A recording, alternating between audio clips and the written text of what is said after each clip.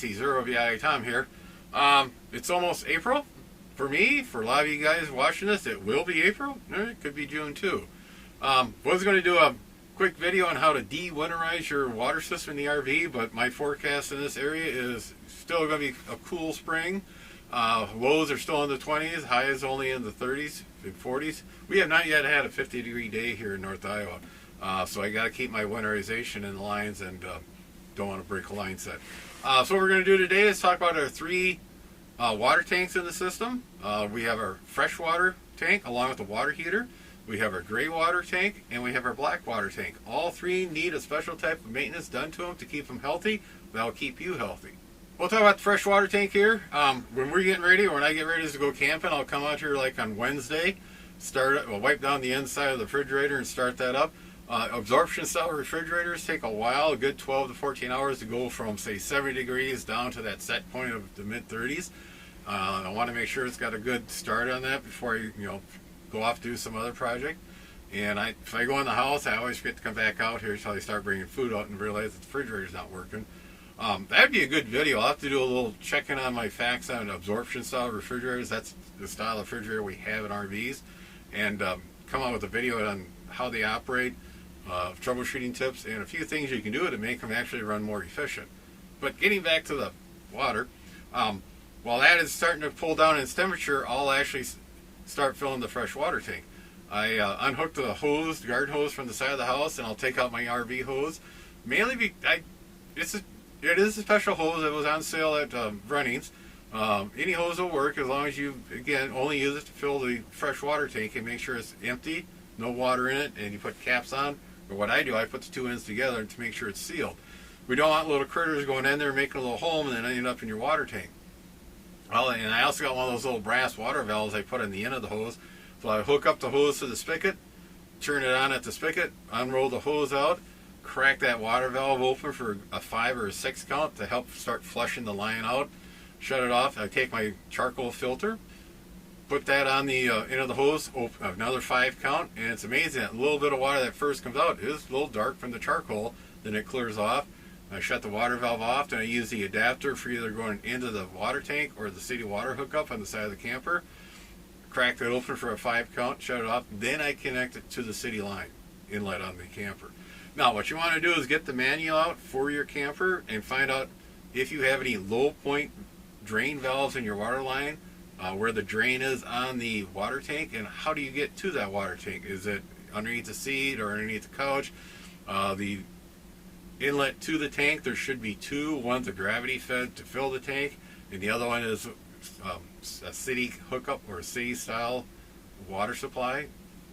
Different manufacturers call it a little differently, but what it is, where you hook up the garden hose to the side of your camper, and it actually pressurizes the line.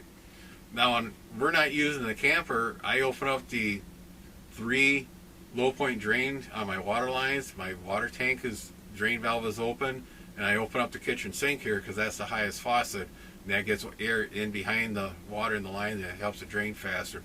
And there's a drain on the water heater itself. So before I turn on the garden hose to start charging the line, I'll come in and make sure all the faucets are shut off so I don't want water spraying around here.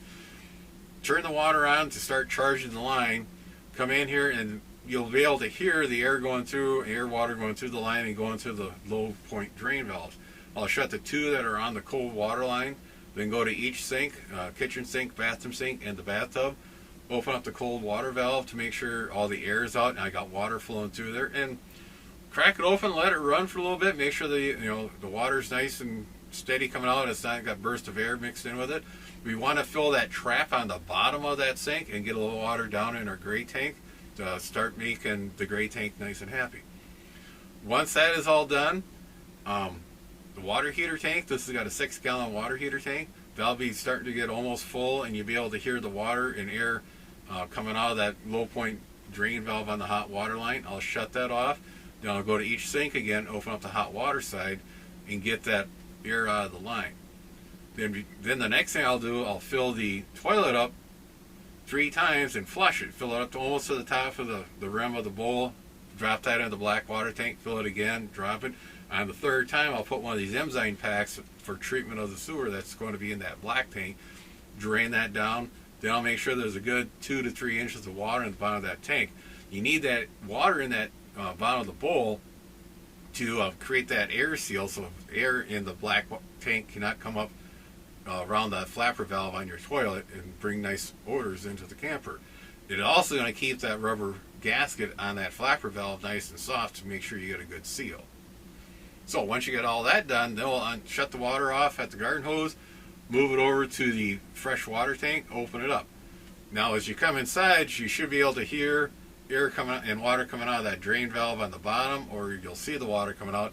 Come in here, keep an eye on the tank, make sure it gets full, then go back out and shut, I'll shut that drain valve on the bottom of the tank, then I'll shut the garden hose off, take it off. There, the fresh water tank is full, the lines are full, the hot water heater tank is full, and the toilet is got water to make a good seal on the bottom of that, and we're starting to prep our black tank. Gray tank water, and some solids are in there, are the water that comes from the kitchen sink, bathroom sink, and the bathtub. It's going to be like 99% water. There could be some dirt in there, it could be hair in there, there could be food particles, coffee grounds, but it's pretty much going to be all liquid. On that, you want to make sure that you have it drained all the time when you're not camping, and when you are camping, don't be shy about getting water in there. The more water in there, the better. Unless you're out dry camping or boondocking where you're conserving water, and we'll talk about that when we start talking about boondocking in a couple other videos. The first camping trip of the season and the last camping trip of the season, before we leave, I'll fill up the black tank and the gray tank 3/4 full. So I'm traveling down the road, that is sloshed around. It's actually helped scrubbing the inside of the tank. We get to the campground, I'll hit the dump station first and drop those 2 tanks, and then go to my campsite. Or if I got full hookups, I'll pull in there, and that's the first thing I'll do is drop those 2, dump those 2 tanks before we start getting serious about camping. Again, that flushes the tank out for the season in the springtime, and in the wintertime you're doing a little prep work for winterization. The nasty black tank. A lot of people won't use their bathroom or their toilet, especially when they're camping, because they don't want to mess with it. There's nothing wrong with the black tank. A, make sure you wear gloves. B, inspect your stinky slinky a lot.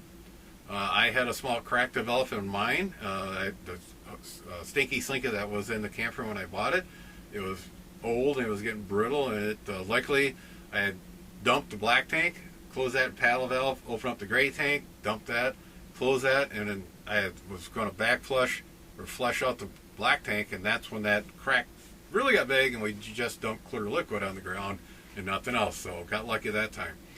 Also, you want to have a little chunk of clear piping on your stinky slinky so you can watch it for floaties going by. Oh yeah, that was that burrito. And that's how you tell if the tank is good and clean. Black tanks need liquid. Don't try to be conservative and go behind a tree instead of in your toilet, because it needs liquid to help break down the solids. And also, when you're camping, you should never have your paddle valves open until you come time to dump the tank. We'll talk some other video about the pyramid of poo that neighbor camping with me had. We'll talk about that later. So, make sure that when you do use the stools, make sure you get water down there from the toilet, mixing in with your body fluids going down there.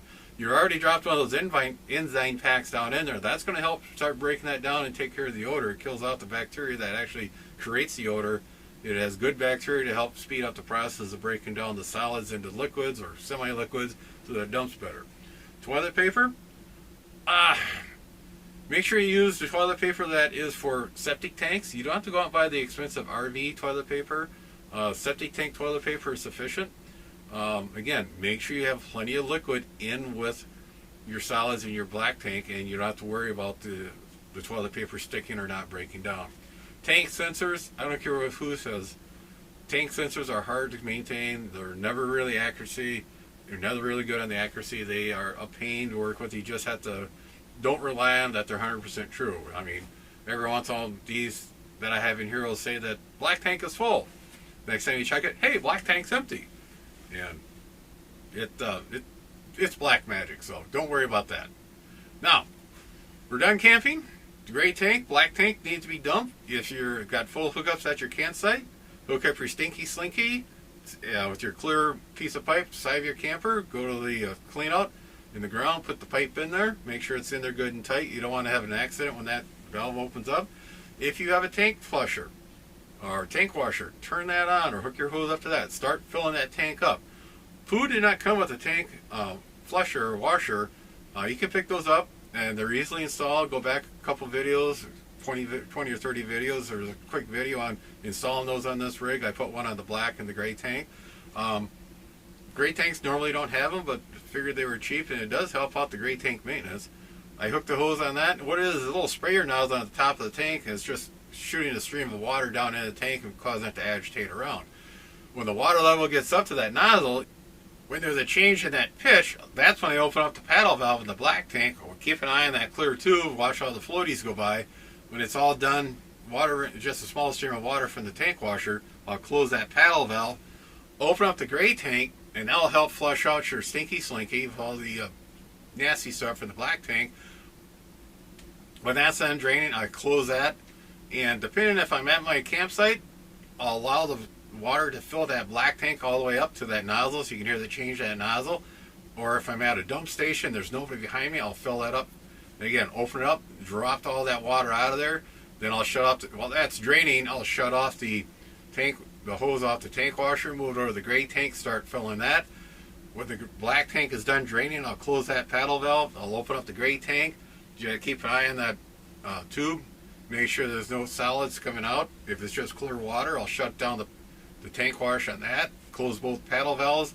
When the gray tank is done draining, unhook the hose from that, and we're done dropping the tanks. Never ever have both those paddle valves open. You don't want the gray tank and the black tank to intermix.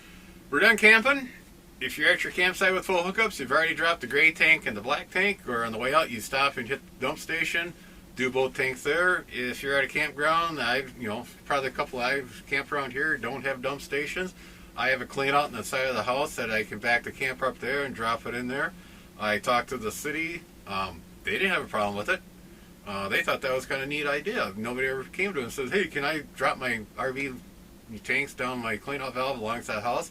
As the city utility man looked at me and said, well, it's coming from the same source, the toilet, right? You're not doing any weird in there. And no, it's just out camping. And it's still the same product coming out of the sewer hose into the system. So they were happy with that. Some towns, I guess, do have regulations that you're not allowed to do that. Don't know why, but we don't live there. So, you got your tanks all drained. You come and you park your camper where you normally park at, behind the house, beside the house. What I always try to do is, I got a block of wood I keep out there. I always put one side up, get the camper unlevel. Yeah, when you're trying to level, you're always working to try to get it leveled. Getting it unlevel is easy. What I try to do is, again, on the freshwater tank, I know where that drain is. It's on the outside wall, towards the outside wall, I should say. If you're facing the front of the camper, it's on the left side of the camper. So I always put the black wood on the right side. That helps drain out that water tank faster. I'll open up that valve, dump the fresh water tank. I'll open up the low point valves and all the lines. There's 3 of them. There's a valve on the water heater. I open that up, allow the water to drain out. If you get the water to drain out completely, just make sure you get all the water out of the system so you don't have a place for bacteria and other nasties to start growing into their own little colony and make the tank sick. And the sick tank will make you sick. So that's how you keep your system nice and healthy. Again, very little maintenance you have to do on these, but it's a special type of maintenance that needs to be done. Make sure you always dump your black tank, your gray tank at the end of your camping adventure. You never want to let that sit around 2 or 3 days because that liquid will start evaporating off, or the solids will start turning into a big massive solid. Make sure you use a lot of water in your black tank.